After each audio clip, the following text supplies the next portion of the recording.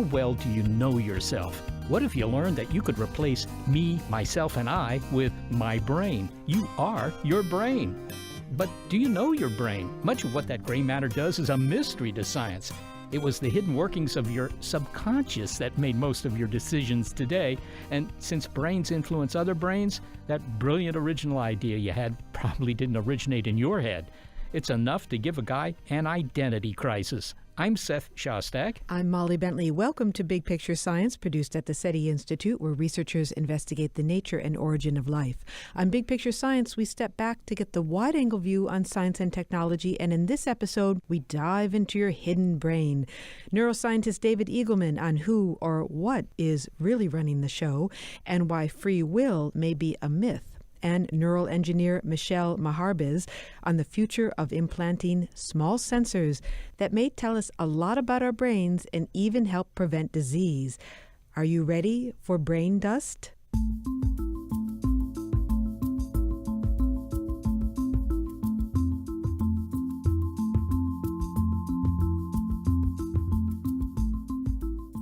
When Plato wrote Know Thyself, he advocated for knowledge through science. Although science back in ancient Greece, it was based on observation, but it mostly meant using geometry.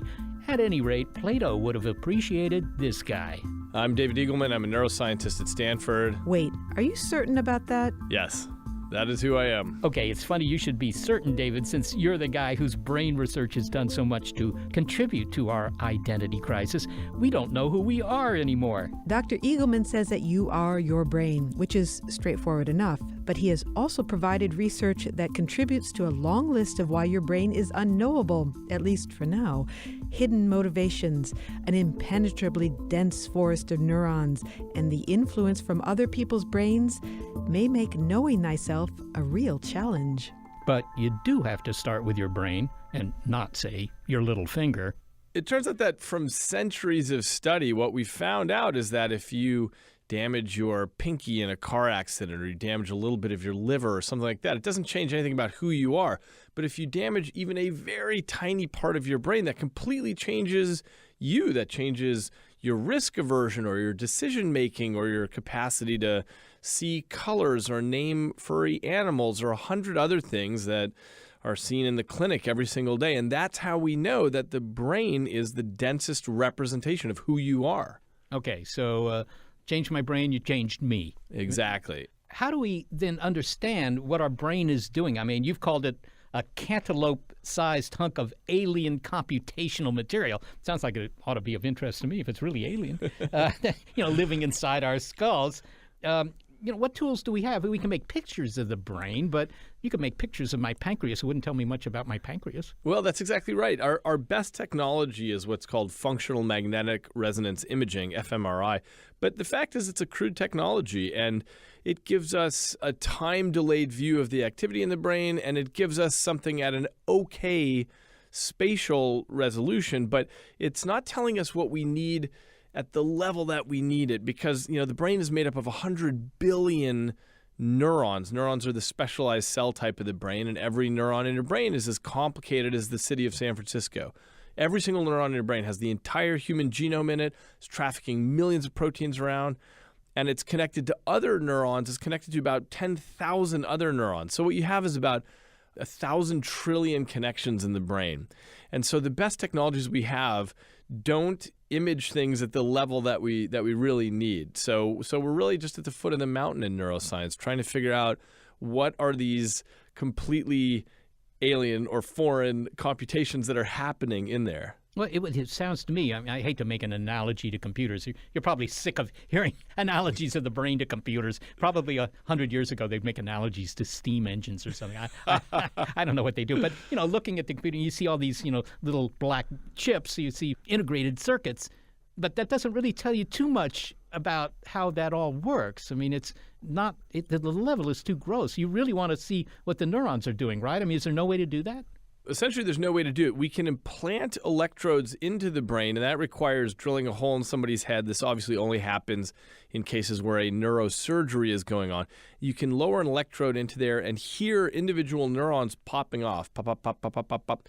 But that doesn't, of course, tell you about the network of activity, the other 100 billion neurons that are involved. It would be like if an alien lowered a probe and listened to one person and tried to figure out the economy of the planet. You just wouldn't get very far that way. All right. Well, what about controlling how our brains are wired up? Because obviously how they're wired up is who we are in some sense. Clearly, we have some influence on that, and we can decide to go to school or not go to school or change our friends. I don't know.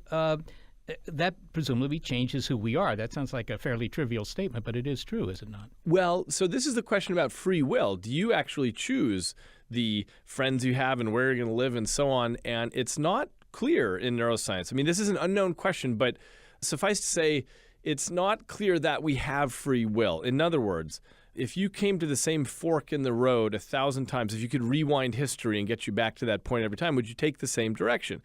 And the answer may well be yes. Why? Because the brain is made up of this unbelievable number of neurons, as I mentioned, but all of these, to the best that we can tell, are following rules to their lowest potential energy. They're just physical devices following their rules.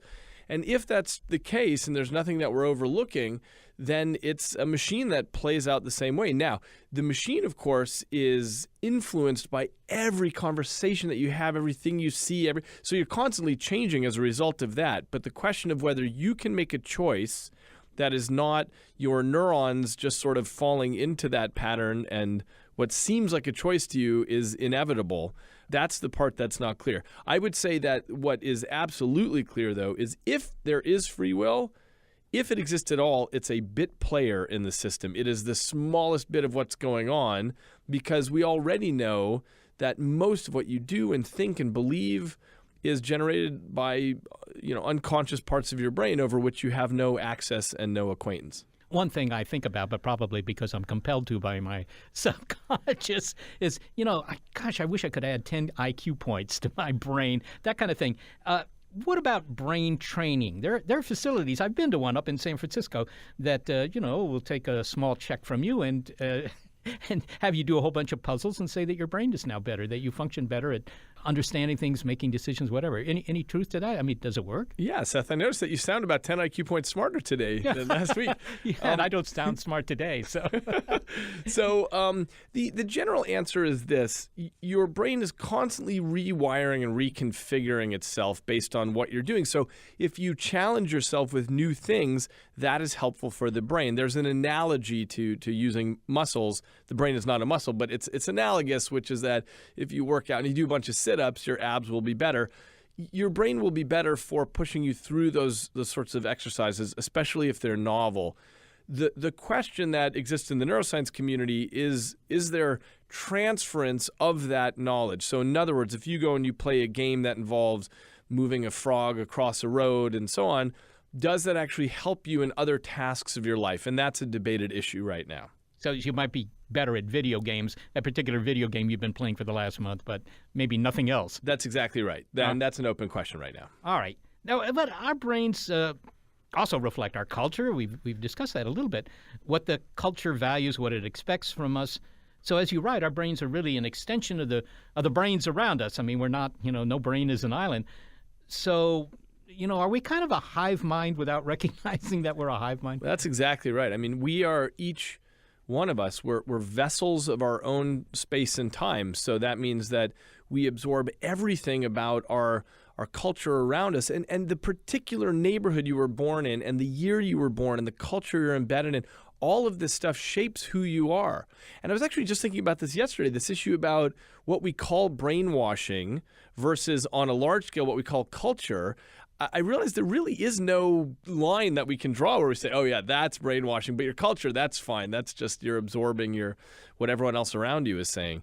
One of the most interesting ideas in your books is the idea that what we do is driven by parts of the brain that, in a way, we have no access to. I mean, I suppose we have access to those parts of the brain, but they're doing sort of, hidden processing, if you will. Maybe you could give an example, because I think you mentioned something about judges in Israel who were making judgments they only thought were actually based on law. Yeah, well, so this was a study that had to do with prisoners going up for parole. and who got parole and who didn't. And it turns out that this is highly correlated with the time of day, and specifically whether the judge has had lunch or not had lunch. So if the prisoner's going up for parole at 11 a.m., they're much more likely to not get parole. And if they go up just after lunch, they're much more likely to get parole. And this just demonstrates the way that the decisions we make are tied into all the other physiology of our bodies. But, the general story is that almost everything that you're doing, you don't have conscious access to how you're doing it. So, for example, I have a cup of water next to me, and I when I lift that to my mouth and take a drink, that's actually a very complicated motor act. That's underpinned by a lightning storm of brain activity. But I don't know how I do it. All I know is whether I spill the water on myself or not. That's all I have access to. But everything in your life is like this. Driving a car, recognizing a friend's face, getting a joke, falling in love. All of these things are underpinned by huge lightning storms of brain activity, and we don't have any idea how it happens. Sounds like all the activity's down in the basement where we don't see it. But no, but it's more than in the basement. It's that the conscious you, the part that flickers to life in the morning, is like a broom closet in the mansion of the brain. So more than the basement, it's everything is happening unconsciously, and you just have a little tiny layer that tells you, how you're living and what's going on. Well, could we get better access to that? I mean, is there some way we could open up that closet a little bit? Because particularly in the area of criminal behavior, I know that's an interest of yours. If you can understand why people are doing something that is not valued by society, that maybe we could change that behavior if, it's down there where we could get to it. So let me say two things about that. A, I don't think we actually can get down there anymore into what our unconscious is doing. There are expert monks, meditators who can do things like change their blood flow so it's different in their left arm and their right arm. I think that's like a party trick where they're just dipping their toes in the surface of the unconscious. Now, this thing about neuroscience and the legal system, that's not so much about getting farther down into the unconscious. That's about understanding this fact that brains are really different from one another. So if you look around a room, you'll notice that there's a lot of variation in people's faces. There's that much variation in their brains, too.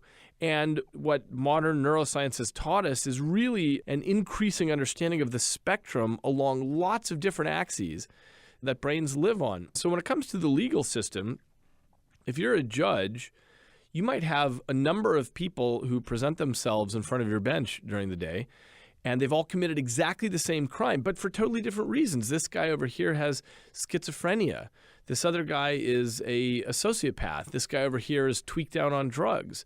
This guy over here grew up in a terrible neighborhood and environment, and so on. And the thing is, there are different things that can be done with the different people in front of you instead of imagining that incarceration is a one-size-fits-all solution, which is what we currently do, and which is why our country has the highest incarceration rate in the world. So with a forward-looking legal system instead of a backward-looking one, instead of saying just what did you do, saying what can we do from here, we can actually route people appropriately forward through the system. This doesn't let anybody off the hook, but what it does do is accomplish something more useful than mass incarceration. So, David, this sounds a little bit reductionist. I mean, you reduce an individual's behavior to the firing of some neurons. You've said this does not absolve the individual responsibility, but it sounds like you're saying they're simply slaves to their unconscious. Oh, yeah. I mean, I think it's the case that people are really different across the spectrum, and our legal system has already recognized that. There's nothing novel about saying this person has a mental illness, and so we're going to treat them differently. This person has a drug addiction, so we're going to see if we can help them. The question of, do they have a mental illness because of their free will, because they chose to have a mental illness, doesn't really make sense as a question. And so the best that we can do as a society is say, all right, how do we help them? How do we help them so that they can best function in society? They don't have delusions and hallucinations, but instead they can function in a manner that allows them to live their best life. David Eagleman is a neuroscientist at Stanford University, and we'll hear more from him later in the show about brain technologies of the future. Well, the fundamental point here, in retrospect, is pretty obvious. I mean, that you are your brain. I have a liver, but I never think of myself as being my liver, even though it's doing something, mostly stuff I don't know about. But it sounds like our brains are doing a lot of things we don't know about either. Yeah, well, maybe my brain is really my liver. That's right. And that's the disconcerting thing here, because we think we're in charge of this whole operation called ourselves. Exactly. Well, it sounds as though it's hard to get to know the brain. And just when you thought listening in on those neurons was the answer, well, Dr. Eagleman provided a cautionary analogy that listening to one neuron, well, it's akin to an alien lowering a probe to eavesdrop on a single person's conversation and then making conclusions about all of society. Lieutenant Zork, come in. Heidi-ho. Have you prepared a report on the goings-on of Earth? That's affirmative, Daddy-o. It will be a relief when you update your Earthling babble from your last visit in 1947. Sure, I don't want to flip your wig, Commander. Oh, and sorry about losing control of the ship in New Mexico. I'm sure it was of little consequence. Proceed. We have successfully lowered a probe and recorded the conversation of one Earthling male, age 18 orbits. He was talking into an object in his hand. Excellent. This will give us a thorough and representative insight into circumstances on this world. Are Earthlings still preoccupied with the feline species? Well, let's see. No mention of hepcats or anything being the cat's meow, so it looks as if the human cultural obsession with this animal has passed. And what concerns them now? Basically, it's the future of the planet. Our subject was speaking to someone named Bruh, or was it Bro? Maybe both. Anyway, let me see here. It seems Bruh had no chill and was throwing shade. Ah, so Earth's era of burning materials for energy has caught up with them at last. And they too are struggling with planetary warming, as we once did. According to the probe's transcript, they recognize that the struggle is real, but a technology called Instagram may save them. How so? Well, according to my notes, the subject says that his Instagram was so cool, it broke the internet. Good galaxies, that is some powerful radiation control. And he was not sorry to have it in his possession. Well, we can surmise that Earthlings don't need our help in saving their planet after all. Climate change solved. Am I right, dude? Am I correct, Commander?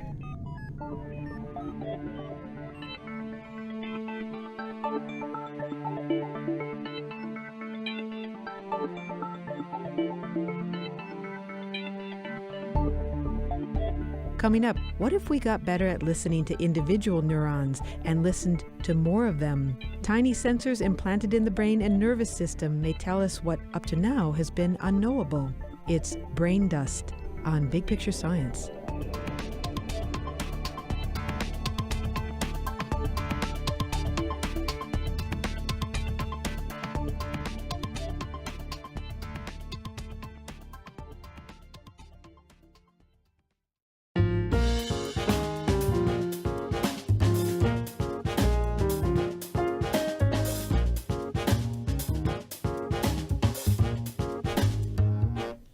Okay, so we are our brains, and as we've heard, this means we may not have free will and also may not even be autonomous individuals because our brains are influenced by other brains. So getting to know thyself may mean getting to know everybody. But there may be more data to be had from the source of our being, that is, all those billions of neurons exchanging information. In general, one can think of a neuron as a cell that has one long part of its body that extends out. And at the end of that, there's lots and lots of little, maybe call them fingers, that could then connect to other neurons.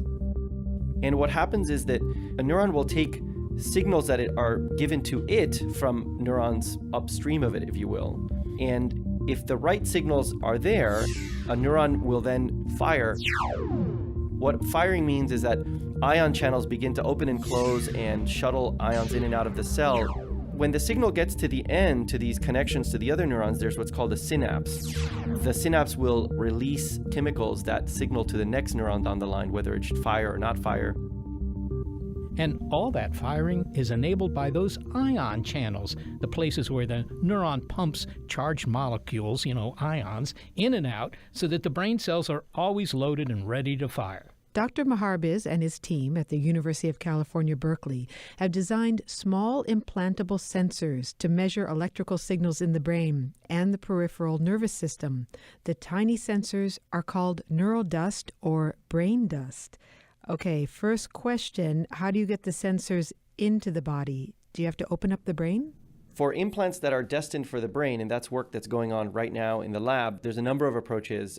Very naively, yes, you would have to make small holes in the skull and put them into the cortex, much as that is done today for classes of implants that address the cortex. In the rest of the body, in the nerves throughout your body, the peripheral nervous system, it would require small incisions and sort of, very targeted microsurgery to put the implant near the nerve or muscle that it would be acting on. Do you have any neural dust implanted in you at this moment? No, that would be extremely illegal. The long road towards human approval is only just beginning. Now, it looks like you have a bit of neural dust here. What is a single dust part? What would you call it? A single one? I call them neural dust motes. Yeah, I like the word mote. Okay, so this is a single mote. Yeah. This little thing right here is a single dust mote, and it has these 4 very thin tails. That's mostly for manipulation, so we can handle them as we're putting them in. So those are like the wires, and the mote itself is about the size of a grain of sand? That's about right. I mean, the ones that were recently published in the journal Neuron are maybe, half the size of a grain of rice, maybe a little thinner than that. A current dust mote is many times larger than a single neuron. The idea behind the ones that were just made was in fact to have them be about the size of an entire nerve fiber in the periphery. And so sometimes people get nerve and neuron confused. A nerve, when we say nerve, we usually mean the bundles of axons of neural processes, sort of the cabling that runs out through your body to different organs and muscles and so on. The mote is composed of a piezoelectric crystal, which is this little cubey thing you see at the end, so it looks like a cube. That I can see at the end. I can hardly even see the mote itself, but okay, go on. So one of the advantages of being extremely myopic is I can see these things. So there's a cube that's a piezoelectric crystal, and then next to it is a tiny, almost invisible little gray dot, and that is a chip that has a circuit on it. And then all the orange stuff is the polymer that sort of holds everything together, including, and you probably won't be able to see this, but on the back side, there's 2 little dots of gold, and those are, in fact, the recording electrodes that you use to record the neural activity. They're just on the back there. It is so small. If this were on the table just by itself, without the wires sticking out of it, you would just brush it up into the dustbin. Hence the name. That's the goal. I mean, the goal is to make these even smaller, in fact. Now, that mote, does it attach to a single neuron, or what is it attached to? Well, it depends. So in the experiments that we did with peripheral nerves, we would attach it to a nerve, the outside of the nerve. So the membrane that surrounds a nerve is called the epineurium, and so we would attach it to there.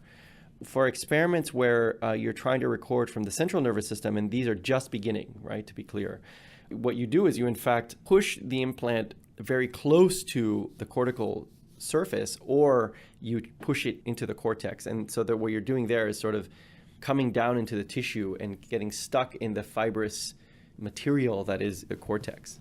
And you just made the distinction between nerve and neuron, and I went ahead and asked whether or not that little mote goes around a neuron, but indeed it does not. It goes around a nerve. That's right. Okay. I guess I have a lot of neuron asking you that question. Okay, you got me. All right, so you have these motes. The neural dust is in your brain. Can you feel it? Would you be able to feel it? It seems like it might tickle or itch or something. So I would doubt that you'd be able to feel this when implanted in your brain. Having said that, this is the very beginning of the road for these things. None of these systems are in people. It's not approved. So we're still many years away from being able to implant this into people. We're going to hear more about how the sensors work, but what's fascinating is how we communicate with them. I mean, you could just have wires connecting the sensors to the measuring equipment on your lab bench, but then the subject might look like a human porcupine, and besides, the body doesn't like having a bunch of wires in it. So the researchers use ultrasound to communicate with the implants. No wires. Ultrasound is just sound at frequencies higher than we can hear, unless you're a dog. Ultrasound is not readily absorbed by the body, which is why it's so useful for medical imaging. ultrasound interacts with a piezoelectric crystal on the brain dust moat. Now, piezoelectrics are crystals that vibrate at a specific frequency when you put a bit of voltage on them. They're the timekeeping component in your quartz watch, for example. Piezoelectric crystals convert mechanical energy into electricity or vice versa, allowing the neuroscientist to communicate with the brain dust using ultrasound. For example, when a neuron fires near a moat, the small electric burst causes the piezoelectric crystal to change its vibration frequency. The ultrasound then bounces off the crystal. You can register that change in frequency and know that the neuron has fired. By plotting those reflections over time, Dr. Maharbiz can reconstruct what the neuron is doing or what many neurons are doing. The work that we've currently published is not in the brain at all. It's in the peripheral nervous system. And there what we're interested in is looking at recording the peripheral nerves in your body through your limbs, for example, or your torso. And there's quite a lot of clinical indications that could be addressed if one could reliably, over many, many years, just continuously read out what certain neurons are doing, say, on your bladder or your GI tract or your leg and so on. And that also couples very strongly to the needs of people that would benefit from motor prostheses. Right? So a robot arm, for example, or an exoskeleton. If the language of the brain is chemicals and electrical signals, and you are picking that up, you have to translate that. And what is the brain telling you? What are those signals telling you? Is it telling you, if not what that person is thinking, how their body is moving, how healthy they are? I mean, what kind of information is encoded in those electrical signals? That's a great question. So in the peripheral nervous system, which is basically all of the nerves that are spread throughout your body, right, not your brain, so the nerves at the tips of your fingers and the nerves that work their way through your organs. There, what we're interested is in understanding how nerves signal motions that you're doing, how they affect organ function. We know, or are beginning to understand, for example, the work of Kevin Tracy in the Feinstein Institute, who's shown a link between peripheral nerves and the immune system, which is extremely exciting. So you can imagine now organs that are not working properly because of age or disease, limbs that are not working properly. If we knew and had a technology that allowed us to block certain signals and stimulate the nerves when we wanted to, right? And to do that, we need to also record so we know what's going on. We would have a tremendous impact on many, many clinical indications. You can imagine systems that would stimulate nerves at just the right time to recover function that's been lost over time or with disease. So that's one very big area right now that many people are pursuing. And the idea is that you're controlling these functions of the body through the brain, not through the limbs or the organs themselves. So you don't go to the liver to try to control the liver, or to the arm, the muscles in the arm. You're going to the brain. You might want to go to the brain. So there's two approaches. One is to go to, say, for example, the cortex, where there's a lot of higher level function is occurring. The other is to go to the nerves that are out in your body in the periphery that are maybe not necessarily very close to the organ, or in some cases they are close to the organ, but those are the nerves that are controlling certain aspects of the organ function. And so that's really what I was talking about, that you could go to those nerves. Those nerves are in your torso or in your limbs. There's no skull there, there's no bone, so they tend to be much easier to access. They're very robust microsurgical techniques that we have now for reconstruction. And so one can imagine placing these little tiny motes along these nerves and both recording signals from them and stimulating them back, really to address some of these disabilities. Something that's more speculative, perhaps. Could you use neural dust to regulate other kinds of biological functions, like appetite, for example, but maybe other biological functions, since the brain is the Penn station of all of this activity? No, that's a great question, but I'm going to answer it by going in a slightly different direction. It's something we're very interested in the two groups that are working on this. So you can use the same exact technique I described, but instead of using a circuit that looks for neural electrical activity, you could marry it to a circuit that, for example, measures oxygen, or measures pH, or measures pressure, or measures stress, measures certain chemicals, look for particular chemicals there or not there. There's a wealth of sensors that we could build that would fit into this little tiny platform and be addressable this way. And so it opens up this world where perhaps I can take a tiny implant that you wouldn't even notice is there and park it next to your liver for the rest of your life. And it will just report back on the certain states of your liver. How about your GI tract? It's letting you know whether what you ate this morning is, and so some of it can be fun and silly, but I think that there's a depth to the type of information we might be able to get out of the body that actually is kind of astounding if you think about what's possible. Imagine being able to track cancer. Imagine if I could resect a tumor bed, in other words, remove a tumor, and leave behind 2 or 3 tiny motes that could act as sentinels for the next 6 months and warn a physician as to whether any malignant cells have returned when there's very few of them, right? When just 100 or 1,000 cells have begun to return. This is an idea that we're pursuing with Mikhail Anwar, who's an oncologist and actually also an electrical engineer at UCSF and at Berkeley. Now, you talked about the durability of these sensors, and at some point they give way. What happens to them? They're still attached to the neurons in your brain? Do they fall off? If so, where do they go? Well, so it depends on where you put them and how they fall apart. So current sensors, when you put them into the cortex, into the brain, they're not really attached. You're just sort of pushing them in to the cortical matter, and they're very, very small. And so that's how it's done today. They look like needles, basically. And the reality is that when those things begin to fail, usually the standard thing to do, and I have to preface this by saying that there aren't very many, humans that, of course, have undergone this. There's some pioneering studies in the BrainGate trials that did this, but you always have to have what's called an explant strategy, which means that you must be able to remove this and pull these out. So there are no free-floating sensors that have been put, to my knowledge, into humans. But if it needs to be removed from the brain, do you have to open up the brain? Well, so again, I'm being very careful about how I describe this because these are not studies I have done. Yes, when you put neural recording or stimulation probes or any probes of any kind really into the brain, you have to have a method to take them out. And so that would involve usually having to open it up again and open the skull up again and take it out.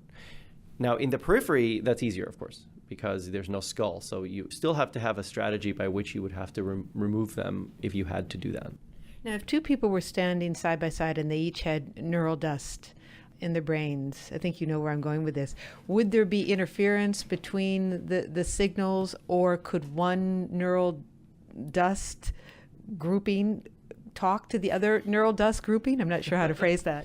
No, not in any way. I mean, of course, with any interface, if I'm recording with anything from some nervous system and I'm recording or stimulating another nervous system and I have, say, a radio link or it's going through cables or something, you could do interesting things and it's fascinating. But from a purely neural dust perspective, there's really nothing like that because the ultrasound signals are completely limited to the brain tissue. The air is such a great reflector that it's really not traveling through the air, or there's just absolutely none of that possible, really. Well, I understand that there's even smaller neural dust. By the way, who came up with the term neural dust? And do you prefer brain dust to neural dust? Right. I mean, it's a great name. Do you take credit for that? I take credit for that along with Jose Carmena, but I do. And part of the way that name came about is that I'm friends with Professor Christopher Piester, who 20 years ago invented smart dust, which are these distributed millimeter scale sensors. And I'm good friends with him. And so I figured this was a good way to get back at him and try to rob him of some of his glory. Okay, so I understand that this neural dust can get even smaller, and I'm wondering how much smaller and what the outer limit is, or rather the inner limit is. Could you have a mote that's the size of a neuron itself? Great question. So our very first paper was just looking at the physics and math of that question. The answer is that, at least at a very basic level, if you make them smaller than about 100 microns, about the diameter of a hair maybe, you start to run into problems with how much power you can get to them because they become too small and they just don't take up enough power to do the recording. But we're looking at ways of circumventing that limit. But I would certainly say that, it's always going to be about that order. We certainly have not built them full systems at that scale yet. So that's still a few years out. But I would say it's about that. And so, yes, I think the dream is to be able to build them where they are getting down to close to that scale, the size of, one fat mammalian cell, if you will. I certainly don't think this will work at the nanoscale as it currently exists. Did you say fat mammalian cell? Yes, I did. I was thinking of a nice, round, chunky mammalian cell that you see under the microscope. Certainly not a thin neuron with a very small axon. Well, finally, Michelle, when you talk about the amount of information that you're able to collect from the brain, and if you were able to put sensors elsewhere in the body, so all of this information would be coming out. In your field, do the scientists ever talk about such a thing as too much information? Oh, absolutely. I think that that's something that most areas of science that are inundated with data these days, which is many, are coming to terms with. What do you do with all that data? First of all, there's a very pragmatic issue of how do you handle it? How do you store it? How do you analyze it? What algorithms do you use? What's the sort of science, right? What is the data science? But, at another level, I think, how do you make sense of it? And then how do you even present this in a clinical setting to a patient? There are debates going back and forth about this right now. I mean, do you give the patient every last bit of data and let the patient wade through it, or is it curated somehow, or is it informed by a clinician? You'd hope so. So these are somewhat tricky matters, certainly in the clinical domain. And again, I'm not a clinician, but in the clinical domain, I see colleagues certainly grappling with this issue of how do you do that. I think in the technological domain, it's mostly at the moment a matter of figuring out the infrastructure for how you do it and the data science really of how you parse through it and how you make sense of all of that data in an algorithmic way. Michelle Maharbis is an electrical engineer at the University of California, Berkeley. Surely a big step here is having some way to measure very, very tiny things inside the body without killing the patient or without, invasive surgery or anything like that, really. Yes, I think one of the goals here is not to kill the patient. Imagine all the information that we could collect, though, on the body, on your body, and anyone's body, and their brain, and what's going on with these tiny sensors. And as he said, they're going to get even smaller. I think eventually they may adopt a different technology where you have some sort of transceiver, that's you carry in your pocket with Bluetooth or something, and so you're monitoring a lot of your body, and that's all being sent to, your physician's office or somewhere. Well, what if that information also gets sent to your insurance agent? Yeah, well, that's the big problem. And then they start saying, Seth, we find that you're thinking about donuts a lot. Your blood sugar registers that you've been eating donuts a lot, and so your insurance premiums are going up a lot. Listen, if I'm thinking a lot about donuts, it's probably because I'm not eating them a lot.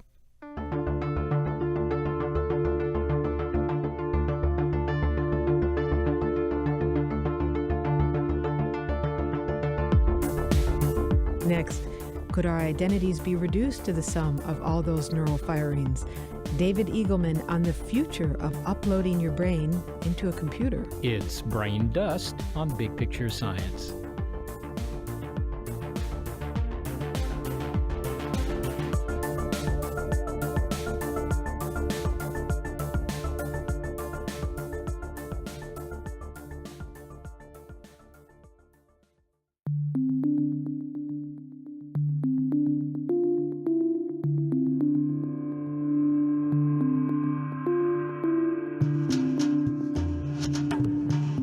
There's a lot of information lacing your brain in the form of chemical and electrical signals. Billions of neurons are doing that signaling, an impenetrable web, except, as we've heard, it may not be impenetrable for much longer.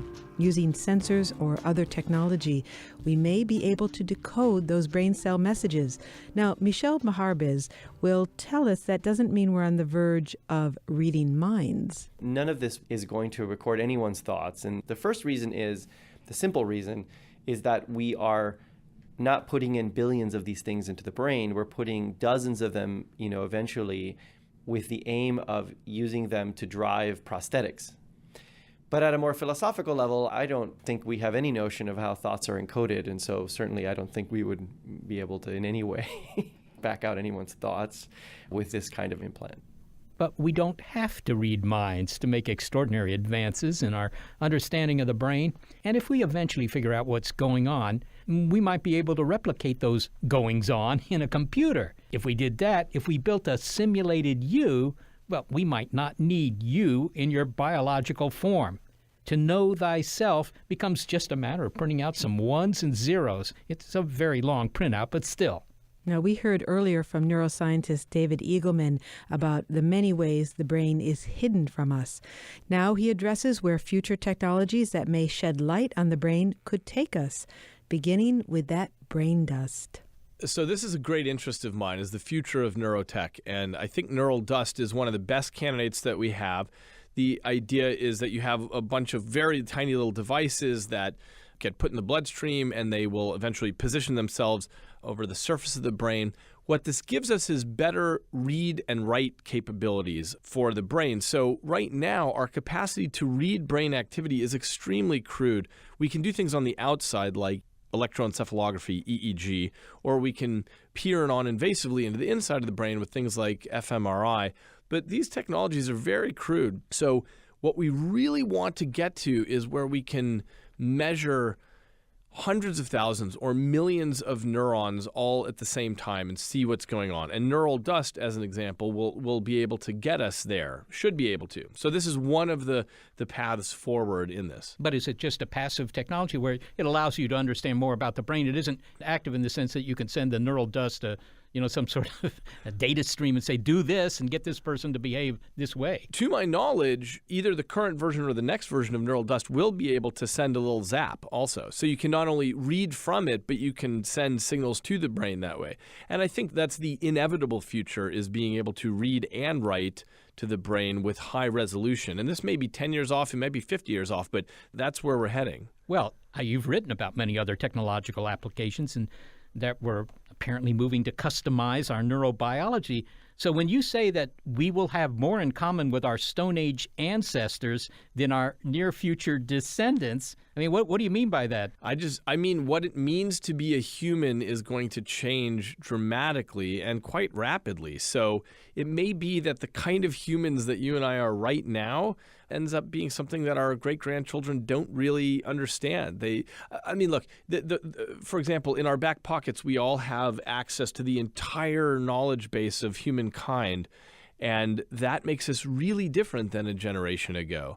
And I think once we start reading and writing to the neurobiology, that's going to make us really, really different in a way that's unrecognizable. What does it feel like to be a member of the last generation of Homo sapiens? Yeah. Doesn't have you worried. Well, no, I think it's inevitable that this is the direction the species is going. And a lot of people are wondering about AI and what's going to happen there.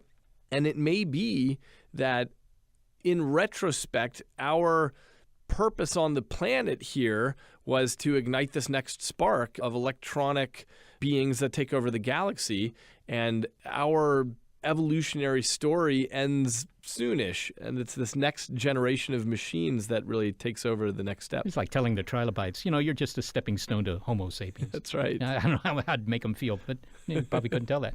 Well, you asked the question, what if biological neurons then aren't key to who we are, but it's the information flow, it's the the switching, it's all the circuitry, if you will. If that's the case, we're going to fundamentally change that. I mean, right? Yeah. So this is known as the computational hypothesis, which is, okay, we're built out of a lot of cells doing a lot of computation between each other. But what if you could reproduce those algorithms on a different substrate, like beer cans and tennis balls? Would it still be you if I built this enormous beer can tennis ball machine that does exactly what your neurons are doing?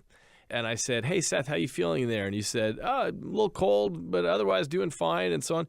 The question is, would that be you? And as far as we can tell right now, it would be, because you emerge from the computations that your brain is doing. Okay, so we could run ourselves as a simulation. Exactly. So that means we could download ourselves, and in theory, we could, launch ourselves off to the next star. The idea would be we hit pause on the Seth simulation, and then when you reach Alpha Centauri, we turn it on again, and as far as you would perceive, you were here, and then you're there. It's like an instant transport. Yeah.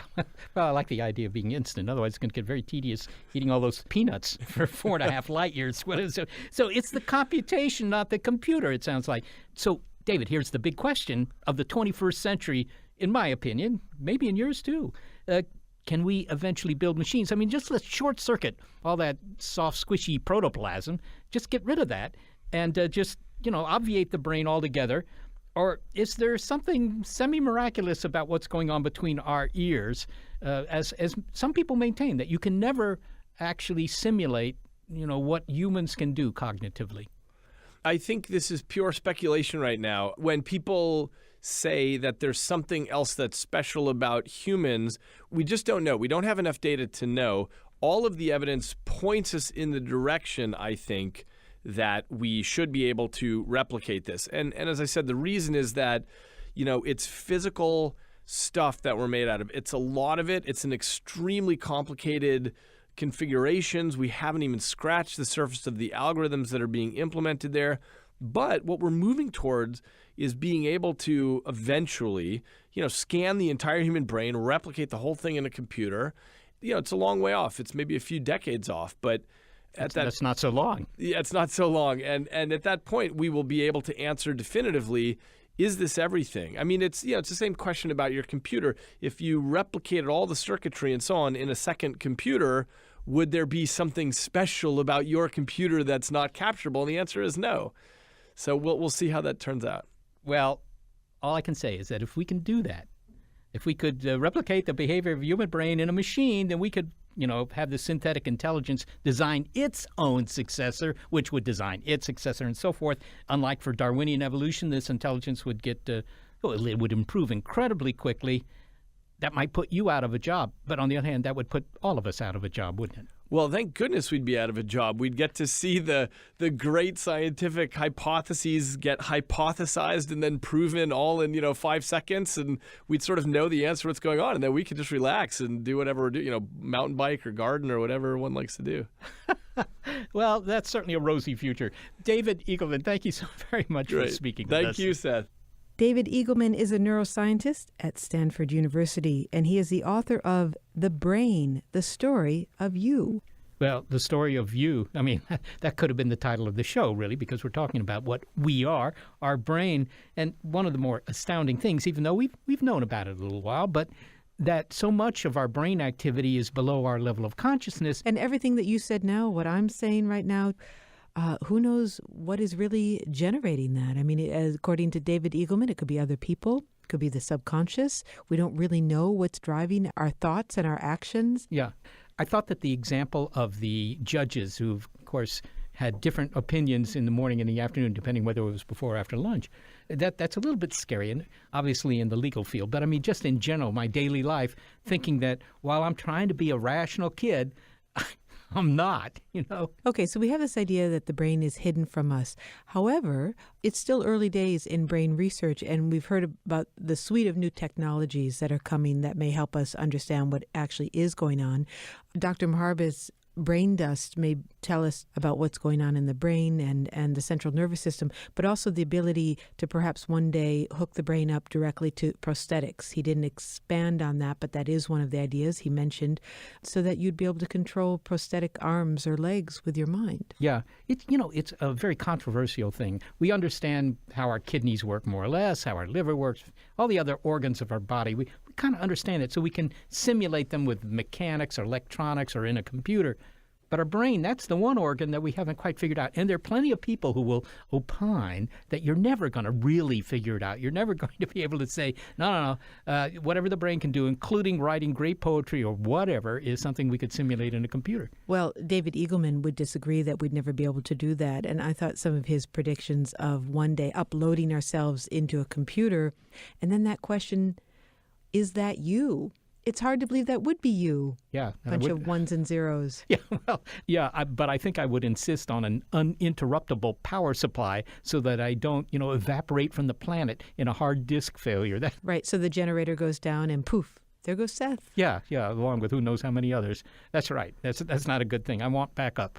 I know, it's good to have the physical body for that reason. Well, that's right. And a lot of people do point out that without the physical body, maybe the brain isn't so good at a lot of things because you rely on the physical body for a lot of input to the brain. The brain's taking care of your physical body, but in some sense, the physical body, by supplying all these sensors, your fingers, everything that are necessary for your brain to do what your brain does. Computers can't eat donuts. Yeah, no. As an example of something that computers can't do, even if they have your brain in them. That's right.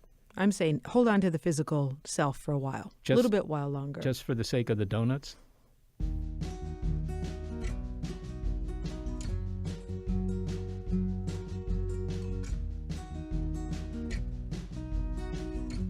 Thanks to the brainy duo who help us produce this show, senior producer Gary Niederhoff and operations manager Barbara Vance.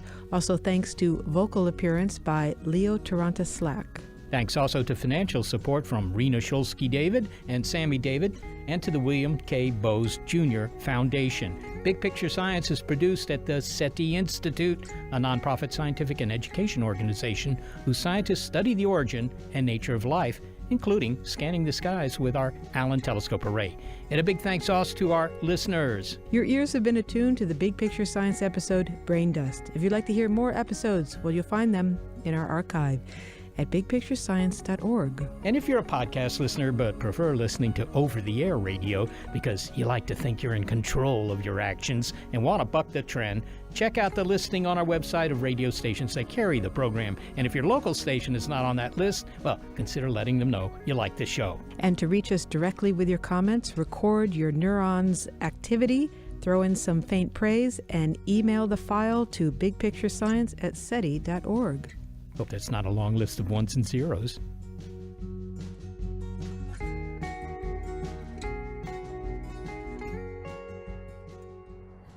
Hey, how's it going, bro? Don't be mad at her for that. You have no chill. I'm just saying. She was trying to help out. Why are you throwing shade? Seriously, bro. Did you see the photo I posted today? My Instagram is so cool, it broke the internet. Well, that's the way it goes. Sorry, not sorry. Okay, catch you later, dude. We definitely have to hang this weekend. Am I right? Peace.